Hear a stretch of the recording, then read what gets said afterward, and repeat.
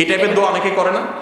অনেক যুবক আছে বেকার, চাকরি বাকরি হয় না, দোয়া করে আল্লাহ, অনেকে তো অনেক কিছু চায়, আমার বেশি কিছু না আল্লাহ, লাখ 5 টাকা হলে চলবে, একটা হোন্ডা কিনবো, একটা ছোট্ট ব্যবসা বাণিজ্য শুরু করবো, আর কিছু হাত খরচ রাখবো, আল্লাহ আমি কিছু চাই না তোমার কাছে। এটা দোয়ার আদবের খেলাফ। এরকম নির্দিষ্ট করে আল্লাহর কাছে চাওয়াটা দোয়ার আদবের এই জাতীয় বিষয়গুলোতে বিশেষ করে। কারণ আপনি আল্লাহ তাআলার কাছে চাইবেন শান্তি। আল্লাহ শান্তি কি 5 লাখ টাকা দিবা, না 5 কোটি টাকা দিয়ে দিবা, না 500 টাকা দিবা, তুমি জানো। আমি তোমার কাছে শান্তি চাই। আমাদের নবী করিম সাল্লাল্লাহু আলাইহি সাল্লামের এত দোয়া, প্রতিটা পদে পদে তিনি দোয়া করতেন, কিন্তু একটা দোয়াও আজ পর্যন্ত আমি অন্তত পাই নাই যে দোয়া তিনি তো আল্লাহর কাছে পেশ করেছেন, আল্লাহুম্মা ইন্নী আসআলুকা কাথরাতাল আমওয়ালি ওয়াল আরাদি, আল্লাহ তোমার কাছে অনেক টাকা পয়সা, অনেক জমি জমা চাই, এরকম দোয়া নবী সাল্লাল্লাহু আলাইহি ওয়াসাল্লাম কখনো। তাহলে উনি কি দুনিয়া চান নাই আল্লাহর কাছে? কিভাবে চাইছেন?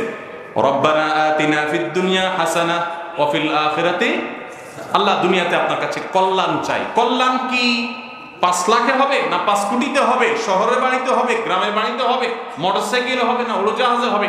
আমি কল্যাণ চাই। আল্লাহুম্মা ইন্নী আসআলুকাল আফিয়া, আল্লাহ আপনার কাছে আফিয়ত চাই, সুখ চাই, সমৃদ্ধি চাই। সেটা আপনি কিভাবে দিবেন আপনি জানেন। আল্লাহরে যদি আপনি এবার বাজেট ঠিক করে দেন, আল্লাহ সুখ শান্তিটা আমি বুঝবো, তুমি 5 লাখ দিলে হবে, তো এটা হলো জাহালত, এটা হলো অজ্ঞানতা আল্লাহ সম্পর্কে। অতএব দোয়া সঠিকভাবে করতে হবে। নির্দিষ্ট কাউকে যদি আপনার মনে হয় দিনদারিতার কারণে যে সে বা তার পরিবার দিনদার, তাদের হলে ভালো হয়, তাহলে দোয়া করেন আল্লাহ যদি কল্যাণ হয় আপনি সহজ করে দেন, অকল্যাণ হলে আপনি দূর করে দেন। এটা হলো দোয়ার আদব। আমার বিয়ে হয়েছে 4 বছর, আমি অনেক সুখী ছিলাম, হঠাৎ সে চেঞ্জ হয়ে যায়। আমার স্ত্রী আগে নামাজ পড়তো, আমাকেও নামাজ পড়া শিখিয়েছে সে, এখন নিজে বাসায় আসতে চায় না। সে একটি সরকারি ভার্সিটিতে পড়ে ও থাকে। সে কান্নাকাটি করে আর বলে সে এখন আল্লাহর সান্নিধ্য পায় না, আমার কাছে ডিভোর্স চায়। আমার করণীয় কি? দেখুন, এই জাতীয় বিষয়গুলো ভালো কোনো আলিম, এলাকার মসজিদের কোনো ইমাম সাহেবের কাছে সাক্ষাৎ করবেন, যাবেন, পুরো পরিস্থিতি বলবেন। কারণ তার মাথায় কোন ভূত চড়ছে, না আপনার মাথায় ভূত চড়ছে, এক পক্ষের কথা শুনে বোঝা যায় না। এগুলো সুরাহা করার জন্য স্থানীয় উলামাদের স্বর্ণাপন্ন হয়ে ডিটেইল বলে তারপরে পরামর্শ নেবেন, সেটা সহজ হবে। আমরা দোয়া করি আপনার জন্য। মাসিক অবস্থায় রুকিয়ার দোয়া পড়া যাবে কি না?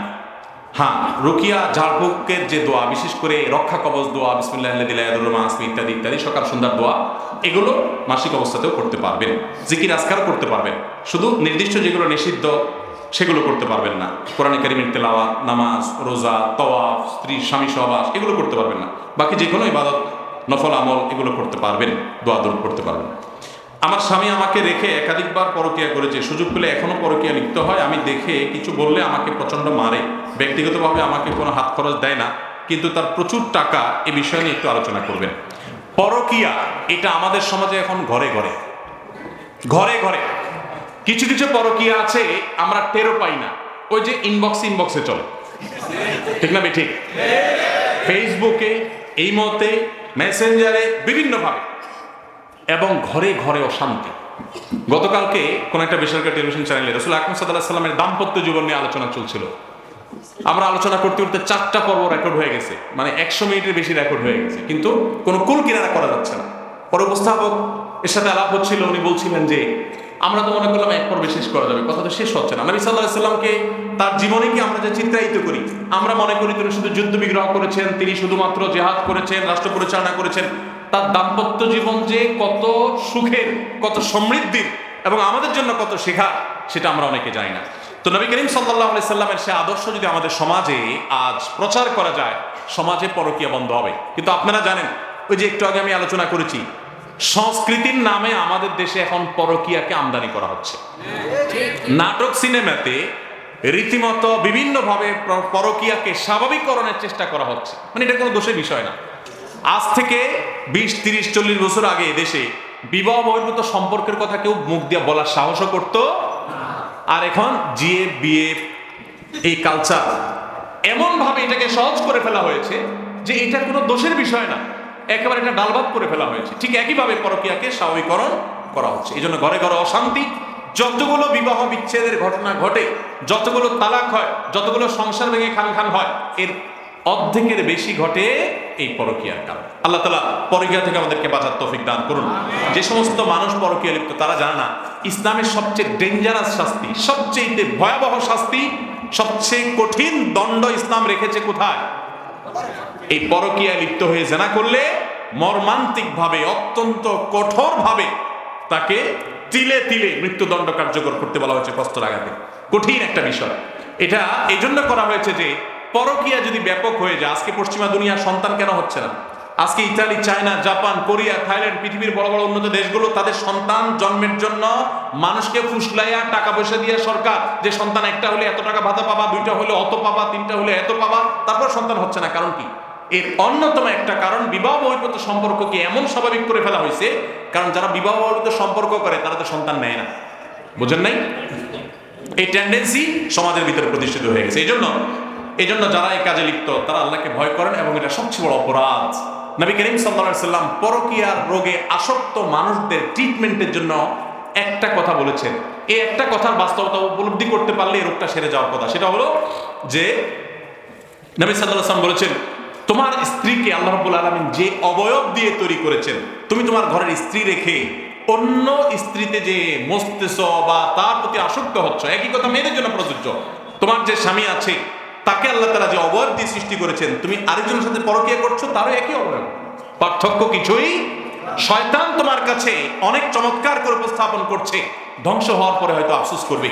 পরকীয়ায় লিপ্ত হয়ে সংসার ভাঙা বহু নারী আর্তনাদ করে, হাহাকার করে, বহু পুরুষ হাহাকার করে, আর হয়তো ব্যাক করার সুযোগ পায় না। এজন্য আল্লাহকে ভয় করেন এবং সংশোধন করেন, এবং জেনার এই ভয়াবহ রোগ থেকে বাঁচার জন্য আল্লাহর খাঁটি বান্দা, আল্লাহ ভীরু মানুষ, মুত্তাকি পরহেজগার মানুষ, নেককারদের সোহবত এবং সান্নিধ্যের কোনো বিকল্প নাই। এক ব্যক্তি এসে নবী সাল্লাল্লাহু আলাইহি সাল্লামের কাছে জেনা করতে তার মনে চায়, আকাঙ্ক্ষা ব্যক্ত করেছেন।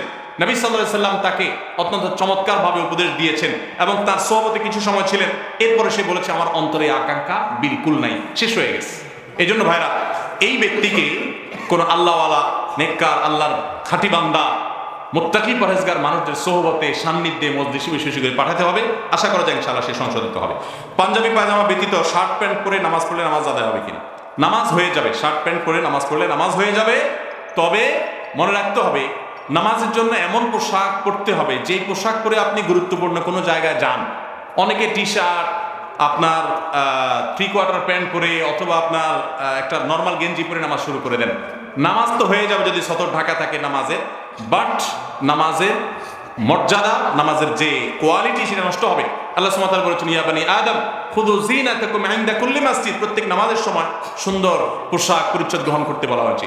যদি আপনার পরিপাটি সুন্দর মার্জিত পোশাক থাকে, ওইটা পরলেও নামাজ হবে। তবে প্যান্ট পরলে খেয়াল রাখতে হবে, টাকনুর নিচে প্যান্ট যেতে পারবে না। তবে সেটা শুধু নামাজের সময় না, নামাজের বাইরেও যেতে পারবে না। আবু দাউদের একটা হাদিস অবশ্য আছে, মুসবিলের নামাজ কবুল হয় না, যদি হাদিস সনদটানি মুহাদ্দিস অনেকে আপত্তি তুলেছেন। তবে আমভাবে সর্বাবস্থায় টাকনুর উপরে প্যান্ট পরা উচিত। ছেলেদের চুল রাখার সুন্নতি নিয়মসমূহ কি কি? 3 ভাবে চুল রাখা সুন্নত: জুম্মা, লিম্মা, অফরা। কান বরাবর, কাঁধ বরাবর, দুইটা মধ্যখান বরাবর, এই 3 ভাবে চুল রাখা সুন্নত। আর পুরো মাথার চুল ছোট করা জায়েজ আছে। আর একদিকে বড়, আরেকদিকে ছোট, এই চুলের স্টাইল এখন ঘরে ঘরে, তাই না? এই মাহফিলে ধরলে অন্তত 20-50টা আসামি পাওয়া যাবে। এদিক দিয়া বিশাল বড় বড় চুল, আর এদিক দিয়া চেঁচে ফেলছে পুরো, আছে না ভাইরা আমার? আমি চিন্তা করি, হাদিসে যেটা নিষেধ, শয়তান ওইটাকেই কেন প্রমোট করে? আপনারা অনেকে জানেন না হয়তো, নবী সাল্লাল্লাহু আলাইহি সাল্লাম কাজা করতে নিষেধ করেছেন। কাজা মানে হলো মাথার এক পাশে চুল আছে, আরেক পাশে চেঁচে ফেলছে। বিভিন্ন খেলোয়াড়, বিভিন্ন অ্যাক্টরদের অনুসরণ করতে গিয়ে এরকম চুল রাখেন, আছে না অনেক ভাইরা? এটা গুনাহের কথা, এবং এরকম চুল রাখা জায়েজ নাই, এগুলো উদ্ভট। আপনি চুল যদি রাখতে চান, একটা মার্জিত সিস্টেমে পুরো মাথার চুলকে একরকম করেন। কোথাও একটু বড় ছোট হতে পারে, হালকা এদিক সেদিক, কিন্তু একদিক দিয়ে আস্ত চুল রাখলেন, আরেক দিক দিয়ে চেঁচে ফেলছেন, এদিক দিয়ে আবার জুটি লাগিয়ে দিয়েছেন মেয়েদের মতো, এদিক দিয়ে আবার চেঁচে ফেলছেন। এরকম বিভিন্ন রকম করে চুল রাখা জায়েজ নাই। আল্লাহ আমাদের বোঝার তৌফিক দান করুন। ওযু ছাড়া কোরআন শরীফ ধরা যাবে কিনা? ভাইরা আমার, মুয়াত্তা মালিক, ইবনে হিব্বান এবং বাইহাকিতে একটি হাদিস বর্ণিত হয়েছে নবী সাল্লাল্লাহু আলাইহি সাল্লামের। সেটা হলো, তিনি বলেছেন, লা ইয়ামাসুল কোরআন ইল্লা তাহির। পবিত্র ব্যক্তি ছাড়া কেউ কোরআন স্পর্শ করবে না। এজন্য জমহুর উলামায়ে কেরাম, প্রায় সকল আইম্মায়ে আরবাআ, 4 ইমাম এবং অন্য প্রায় ইমামগণ পৃথিবীর একমত যে বিনা ওযুতে কোরআন স্পর্শ করা যাবে না। আমাদের দেশে মুনকিরে হাদিসদের একটা উৎপাত চলতেছে। কত রোগের ওষুধ দেব আমরা? মুনকিরে হাদিস, যারা হাদিস অস্বীকার করে, এদের একটা বক্তব্য হলো, তারা বলে যে কোরআন ধরতে ওযু লাগে না, কোরআন ধরতে ওযু শুধু অজু লাগে না, কোরআন তেলাওয়াতের শুরুতে আল্লাহ আউযুবিল্লাহ পড়তে বলছেন, কারণ কোরআন থেকে মানুষ মিসগাইডেড হয়ে বিপদগামীও হতে পারে, সেটা যেন না হয় সেজন্য তাকে আউযুবিল্লাহ পড়তে হয়। অজু করে কোরআন স্পর্শ করতে হয়। মুখস্থ তেলাওয়াত অবশ্য অজু ছাড়াও করা যায়, যদি অজু করে করতে পারলে উত্তম। আমাদের মসজিদে ইমাম সাহেব নামাজ না পড়িয়ে ক্রিকেট খেলা করে, সেই খেলার টাকার বিনিময়ে খেলা হয়। তিনি বলেন আমি শরীর চর্চার জন্য খেলছি, আমি টাকা নেই না, টাকা দেই। আমার প্রশ্ন হচ্ছে তার পিছনে নামাজ পড়া যাবে কিনা। দেখুন, ইমাম সাহেব আদৌ এটা করেন কিনা আমি জানি না। এই ধরনের প্রশ্ন দিয়ে এরপর ইমাম সাহেবকে ফাঁসাবেন, সমাজে যায় তারে কোণঠাসা করবেন, সেটা যদি ভুলভাল তথ্য দিয়ে করেন তাহলে আল্লাহর কাছে অবশ্যই আপনি দায়ী থাকবেন, এমনটি করা উচিত না। তবে আমি সাধারণ কথা বলে রাখছি, কোনো খেলা যদি খেলোয়াড়রা নিজেদের মধ্যে টাকা পয়সা আদান প্রদান করে, যে জিতলে আমরা টাকা পাবো তোমরা দিবা, আর হারলে আমরা তোমাদেরকে টাকা দিব, এরকম যদি আদান প্রদান হয় তাহলে সেটা জুয়ার অন্তর্ভুক্ত হবে এবং এটা জায়েজ নেই, এটা হারাম। কিন্তু এছাড়া শারীরিক কসরতের জন্য যদি ইমাম সাহেব খেলে, আমাদের দেশে ইমাম সাহেবদের জন্য সবই নিষেধ। আমি ঢাকায় যখন ইমামতি করতাম 2003-04 সালে কথা, আমার এক মুসল্লি আমাকে একবার বলতেছিল, হুজুর আপনার সবই ভালো লাগে কিন্তু হাঁটাটা না পছন্দ হয় না আমার কাছে। পুরো আমি বললাম, আপনি কি আমাকে বিয়ে শাদী করার নিয়ত করছেন? এটা তো কোনো মেয়ে দেখতে গেলে মানুষ এসব বলে টলে, এটা কোন ধরনের কথা যে ইমাম সাহেবের হাঁটা আপনি খুঁজতেছেন? আপনি আমার কথাই না শুনবেন। ভাইরা আমার, আমাদের সমাজে অনেক মানুষ আছে হুজুরদের কিছুই তাদের ভালো লাগে না। হুজুররা দাওয়াতে আগে গেলে বলে, দেখছো হুজুররা আগে আগে এসে বসে থাকে, পরে গেলে বলে হুজুরের টাইম টেবিল ঠিক ঠিকানা নাই, হুজুরদের কোনো দিকে যাওয়ার রাস্তা নাই, অনেক টাকা পয়সা হয়ে গেছে, হুজুর মানুষ দেখছো দুনিয়ার ধান্দা, আবার টাকা পয়সা করে নাই, শুধু পরের তার উপরে খায়া থাকে, নিজে কিচ্ছু করে না। উভয় সমস্যা আছে না নাই? শয়তান ওলামাদের বিরুদ্ধে মানুষকে লাগায় দেয়, এটা চক্রান্তের অংশ। যদি খেলার কথা বলেন, যদি টাকা পয়সা দেওয়া ছাড়া খেলাধুলা করে কেউ শারীরিক কসরতের উদ্দেশ্যে, শরীয়ত যেই খেলাধুলাতে শারীরিক কসরত আছে, ব্যায়াম আছে, এই খেলাকে জায়েজ করেছে। যদি কখনো জেহাদের প্রয়োজন হয়, তাহলে আমি নিজের শরীরকে ফিট রেখে আল্লাহর রাহে আমি লড়বো, এই নিয়ত করে যদি সে শারীরিক কসরত করে, তাহলে এটা তো ইবাদত হবে। কথা বুঝেন নাই? তবে ইমাম সাহেব নামাজ না পড়ায় খেলে, আমার কাছে এটা বিশ্বাসযোগ্য মনে হচ্ছে না। এরকম হওয়ার কথা না। যদি সেরকম হয় তাহলে সেটা অবশ্যই নিন্দনীয়, সেটা ইমাম সাহেব কেন, মুসল্লির জন্য। কিন্তু আমার কথাটা প্রশ্নটা এরকম আসলো কেন? প্রশ্ন এরকম আসতে পারলো না, হুজুর আমাদের অনেক মুসল্লি আছে ক্রিকেট খেলে এবং খেলা মজে যায়, এর জন্য নামাজ পড়তে আসে। এইরকম প্রশ্ন তো কোনোদিন আসে না। প্রশ্ন আসে, হুজুর ইমাম সাহেব বিয়ে না করলে তার পিছনে নামাজ পড়া যায় আছে কিনা। আমি বলি, প্রশ্ন এরকম আসে না কেন যে ভাই মুসল্লি সাহেব বিয়ে না করলে নামাজ পড়া যায় আছে কিনা। ফতোয়া সব এদেশে দুই শ্রেণীর মানুষের ব্যাপারে, এক হলো মসজিদের ইমাম সাহেব, মুয়াজ্জিন সাহেব, আর একটা হলো মহিলা। এদের ব্যাপারে ফতোয়া সবচাইতে বেশি। গোসল ফরজ হয়েছে, এখন মহিলারা গৃহস্থলী কাজ করতে পারবে কিনা গোসল করা ছাড়া? কেন এই প্রশ্ন আসে না কেন? ছেলেরা দোকানদারি কাজের কাম করতে পারবে কিনা গোসল করা ছাড়া? তো এই সমাজে এরকম আমাদের কিছু কুসংস্কার আছে, আলেমদের বিরুদ্ধে আমরা সেরকম অনেক সময় লাগে। যদি কোনো আলেম এটা করেন, আল্লাহ না করুক, তাহলে অবশ্যই তিনি নিন্দনীয় কাজ করছেন, তার জন্য এটা জায়েজ নাই নামাজে গাফিলতি করে খেলাধুলা করা। আমি আমার কথা বলতে পারি, আমি প্রতিদিন আলহামদুলিল্লাহ কমের পক্ষে 1 ঘন্টা খেলি। আমার হুজুর কালকে জিজ্ঞেস করছেন কি অবস্থা, বললাম কালকে একটু হাতে ব্যথা পাইছি পড়ে গিয়ে, খেলতে গিয়ে। আমার ছেলেদের সাথে প্রতিদিন নিয়ম করে আমি 1 ঘন্টা খেলার চেষ্টা করি। বাসার পাশে খেলার ব্যবস্থা আছে, ব্যাডমিন্টন, অন্য সময়টা প্রতিদিন। নিয়ত, 1 নম্বর নিয়ত হলো শরীরের এক্সারসাইজ, ব্যায়াম হওয়া। 2 নম্বর নিয়ত হলো ছেলেপেলের সাথে বন্ধুসুলভ সম্পর্ক করা এবং তাদেরকে বিনোদন দেওয়া। অনেক মা বাপ বলে, হুজুর পোলাপান মোবাইল ছাড়া খানা খায় না।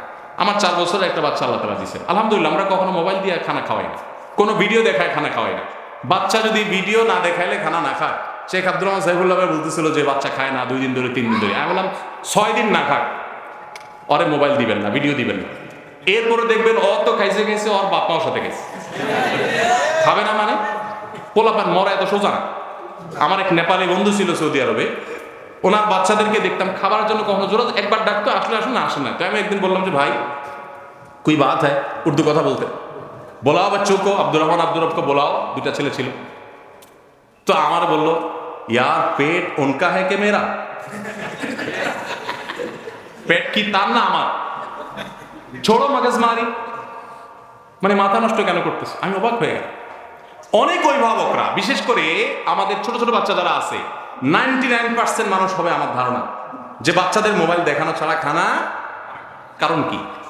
কারণ বাচ্চাদের ফিজিক্যাল কোনো খেলার ব্যবস্থা আপনি ওর তো কিছু একটা নিয়ে বেঁচে থাকতে হবে, আপনি তাদেরকে সময় দেন, খেলাধুলার ব্যবস্থা করেন, সাইকেল কিনে দেন, সাথে সাইক্লিং এর ব্যবস্থা করেন নিরাপদভাবে, সেরকম ভালো পরিবেশ দেন, এবং শারীরিক কসরতে সেরকম ব্যায়ামের খেলার ব্যবস্থা করেন। আপনি নিজে সময় দেন।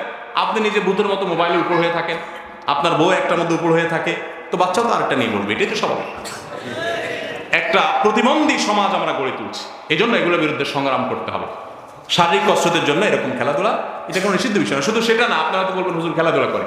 আলহামদুলিল্লাহ, আমার বাসায় যত সবজি আমরা খাই, আলু ছাড়া কোনো আইটেমের সবজি নর্মালি আমরা টাকা দিয়ে কিনে খাই না, নিজেরা আমরা ক্ষেত করি। আমি নিজে ঘন্টাকে ঘন্টা কোদাল দিয়ে কোপায়া তারপরে ঘাস সাফ করছি। হাজার ব্যস্ততার মধ্যে এটাকে একটা কাজ বানিয়েছি। একে তো ব্যায়াম হবে, ছেলেপেলের একটা কাজে এঙ্গেজ থাকবে, ও তো মোবাইল চাইবেই না, ও তো ভিডিও দেখতে চাইবেই না, ও তো কার্টুন চাইবেই না। যখন সে দেখবে যে আমার বাপ মা কাজ করছে, আমিও কাজ করছি, আর কাজটাকেই বিনোদন হিসেবে নিচ্ছি। আল্লাহ তাআলা আমাদের সবাইকে সুস্থ স্বাভাবিক জীবন দান করুন। অনেক লোক আছে দেখতে সুস্থ মনে হলো, মোবাইলে আসক্তিতে সে রীতিমতো নেশাগ্রস্ত হয়ে গেছে। এগুলোর থেকে বাঁচার জন্য বরং এক্সারসাইজ ভালো। আমার ভাই আমার ভাবিকে তালাক দিয়েছে, মৌখিকভাবে 3 তালাক। এখন আমরা যদি তাকে সাপোর্ট দেই বা আমাদের বাড়িতে রাখি, তাহলে আমাদের সমান গুনাহ হবে কিনা? তালাকের মাসআলা মেহেরবানি করে ওলামাদের সাথে সাক্ষাৎ করে নেবেন। এইভাবে সংক্ষিপ্ত ভাষণের প্রশ্নোত্তরে তালাকের মাসআলা জিজ্ঞেস করবেন না, কারণ অনেক প্রশ্নোত্তর করতে হবে সেখানে। খালি পায়ে হাঁটা এটা নাকি ঠিক না? খালি পায়ে হাঁটা ঠিক না এই কথা বরং ভুল। কোন কোন হাদিসে আছে নবী সাল্লাল্লাহু আলাইহি ওয়াসাল্লাম মাঝে মধ্যে খালি পায়ে হাঁটতেন। ডাক্তাররা যে খালি পায়ে হাঁটার কথা বলে, এটা মনে নবী সাল্লাল্লাহু আলাইহি ওয়াসাল্লাম সুন্নাতেই আছে। এক পায়ে জুতা পরে হাঁটার পরে হাদিস নিষেধাজ্ঞা আছে, এক পায়ে জুতা পরে।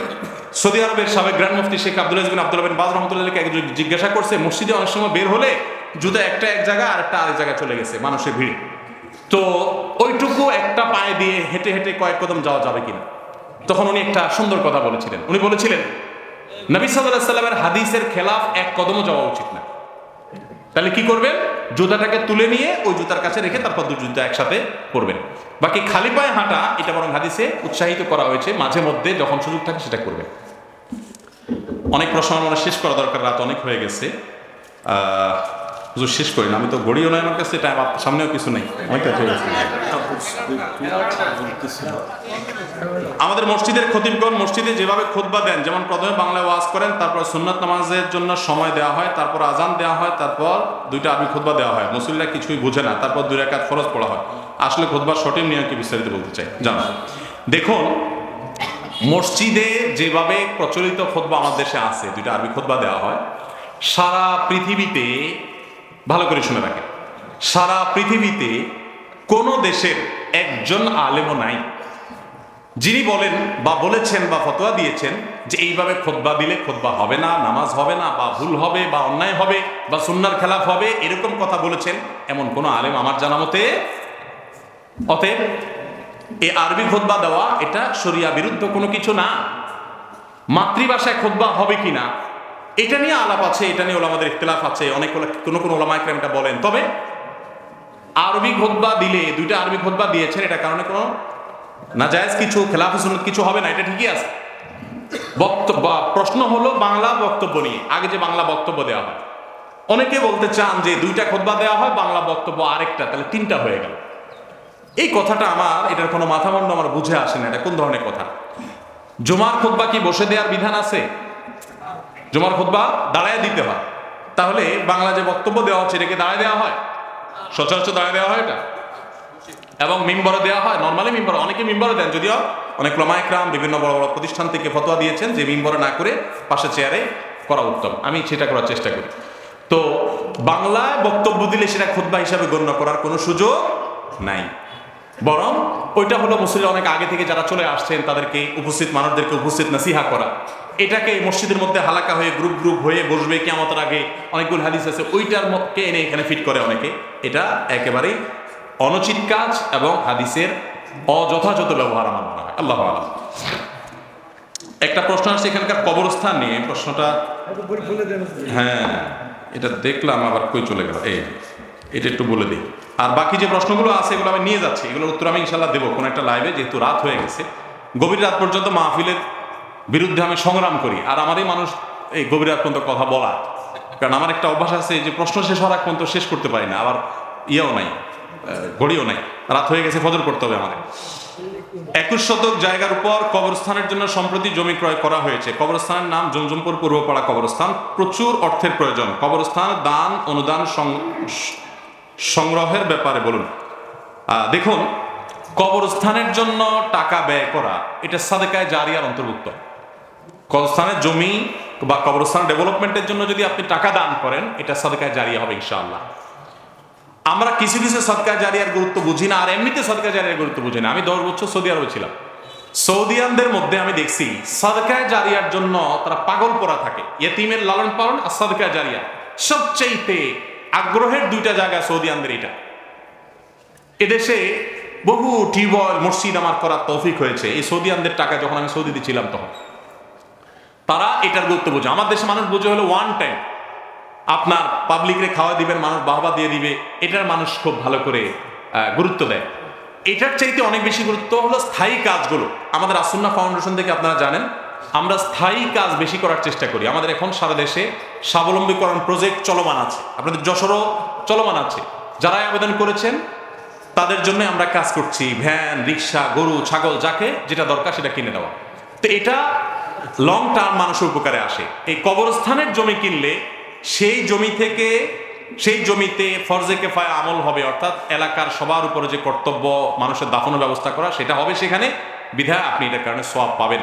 মসজিদে দান করলে সওয়াব পাবেন, মাদ্রাসা দান করলে সওয়াব পাবেন, কবরস্থানে দান করলে সওয়াব পাবেন। আমাদের একটা ব্যাপার হলো, যেই দানে আমরা একটু নগদ বাহবা পাওয়ার রাস্তা দেখি, ওই দানটার প্রতি আগ্রহ আমাদের বেশি থাকে। যেমন মাহফিলে টাকা দিতে মানুষের সাধারণত কার্পণ্য থাকে না, তাই না? কিন্তু মসজিদের ইমাম সাহেবের বেতন দিতে কার্পণ্য করি না। আবার মসজিদ মাদ্রাসার টাকা দিতে চাই, ঈদগাহ বা কবরস্থানে আমরা টাকা দিতে, কারণ কবরস্থানে টাকা দিলে এটা সাধারণত মানুষ জানে না। মসজিদ মাদ্রাসা দিলে খুব জোর করে মানুষ জোর গলায় বলে শুনে। আমার মসজিদে একবার একজন একটা ফ্যান আনছে, আইনা বলছে হুজুর একটু লেখা দিয়ে সৌজন্যও। তাই বললাম কি ফেরেশতারা খাওয়া পাবে না এই জন্য? কে দিছে না দিছে ফেরেশতারা কার সব কার অ্যাকাউন্টে দিয়ে দেয় আবার এই জন্য? তার নাম লেখার দরকার কি? আল্লাহ জানেন না? তো এই জন্য ইখলাসের সাথে আমাদের কাজগুলো করা দরকার। কবরস্থানের উন্নয়নের জন্য, জমি কেনার জন্য যার যার সাধ্য অনুযায়ী শরীক থাকবেন। আল্লাহ তাআলা সবাইকে তৌফিক দান করুন।